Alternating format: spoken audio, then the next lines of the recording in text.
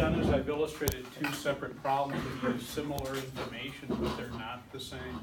If you look at the first example, this is an example of what type of bend, open angle bend or a closed angle? Closed angle. It's a closed angle bend. There's less than 90 degrees between the legs.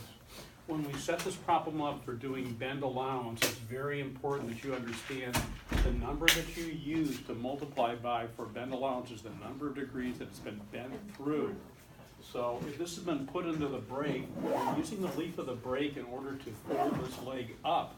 It's being folded past 90 degrees to an angle of 130 degrees where it's going to stop. So that's the angle that we're going to be using for bend allowance in the problem. So you can see that we've got the correct information, at least. I've set it up with the radius, the thickness of the material. I've multiplied by 130 because again it's a 130 degree bend. The amount of bend allowance is 0.607. If we look at this problem, it's got a 50 degree angle that has been bent through. So that's what I'm going to be using to actually multiply by in calculating the bend allowance.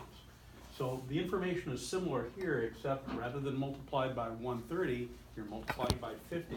It gives you a completely different answer for bend allowance because it's only being bent through by in this case, by 50 degrees. Okay?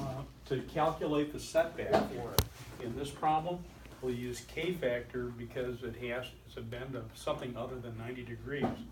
We can take half the bend angle and find the tangent of that. That gives us the K-factor. You multiply that by the quantity radius plus the thickness, you end up with a setback of 0.621. In this case, it's the same idea, except the K-factor is going to be different. You're going to take half of the bend angle and then find the tangent of that. That gives you the K-factor for a 50 degree bend. When we multiply it by the radius plus the thickness, we end up with 0.135. Okay, so again, completely different problem. Be careful when you're looking at a part, you have to remember what part is actually being bent. So in the case of a 50 degree angle that you're bending through, that's the number that you're using for the bend allowance calculations. If you're bending through something like 130 degrees, you're going to be using a 130 degree angle to bend through. Okay? Does everybody kind of got that? So is this the closed angle? This would be considered a closed angle bend. Any bend that is greater than 90 or less than 90 degrees between the legs is called a closed angle bend. So you've got 50 degrees here, it's less than 90, closed angle. That would be an open angle bend. It's got a greater number of degrees than 90 between the legs. Okay? I'm just seeing it, you can kind of visually see it.